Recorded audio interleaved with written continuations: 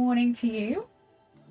We're so far just sanded. We've done so much, actually. So today was speed smithing, but we haven't really sped our smithing up. But we did do really cool stuff. We set the pendant today. We finally set it. I finally did it! I'm so proud of myself that I keep showing everyone as they come in. So I finally set the diamond. It is set. This is not hanging right. There we go. Now it is hanging right. But it's set and it's beautiful. And it's tiny. This is a 1/2 inch from the top of the bail to the bottom. That's a 1/2 inch. It's a 1/4 inch for the little diamond itself. Super tiny. And we finished the other two. They're just going to go in the polisher. So they're behind me ready to go after stream. How good is it? I'm so happy. You're working and prepping your kiddo to get back to school on Monday. Wow, that's flown. I bet he's loving that. Bet he can't wait to go back to school. I'm so glad you like it. I'm just really proud that I said it and it hasn't fallen out yet. Hasn't fallen out yet. And we've just been putting these together. We cut out the little holes and now just sanding it down to make it nice. Get it ready for me to show the client. So I need to polish these up properly, and then all we need to do is put the pins on the back. And we're going to have a discussion about where the pins go. But these are going to look so good as studs.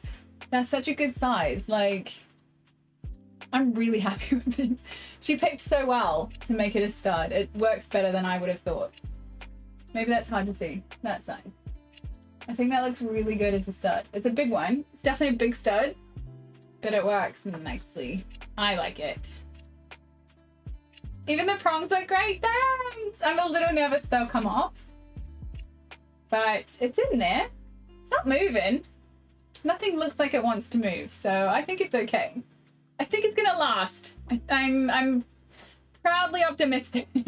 But either way, it means I can finish the necklace this weekend and send it out to Nell on Monday. And she will have the 3 little diamonds, and she can choose to make it like an individual pendant with all of them on one, or she can have 3 different necklaces, which could be a nice, like, a nice one to share around. So she could have 1 and then 2 others can be shared or something like that. But we'll see. What gauge am I using for the earrings? So, gauge, I'm not good at this. I don't know gauge. I know millimeters. Let me have a look. What does it say gauge-wise? So, we're going by the standard wire gauge conversion. So I think there's an American wire gauge and there's a standard. I'm going by standard. They were a 0.8 and a 1 mil. So millimeters wise, that was a 19 gauge and a 21 gauge. If we go by the American standard gauge size. I don't know what that is for the metal gauge, it's a different one. But it's 1 mil and 0.8 mil wire. So 1 mil for the circles, 0.8 mil wire for the prongs. Very tiny. We were trying to do 3. So the smaller diamonds were going to go on these ones. But these were all 0.8 mil. So the circles and the prongs were 0.8 mil. And I just kept melting it together. I couldn't get it together. So I gave up on them being prongs. I think it was just too small for my first time to get right. I needed bigger size. So we learned our lesson that I need more practice before I can do them that tiny, because those little diamonds are only 3 millimeters in size. They're tiny, tiny, tiny. Oh, I need a different sander. Whereas the big diamond's like 6 mil or 5 mil. It's a good size. Trying to figure out what gauge of sheet metal to buy for things. So I use, let me do a conversion. So millimeter to American wire gauge. Look at that.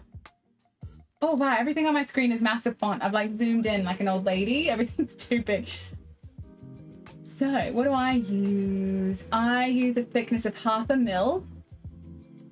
So that's about a 24 gauge. So between a 24 and a 25, no, wait, other way around. 24 and 22 gauge for my back sheet is what I use as a sheet,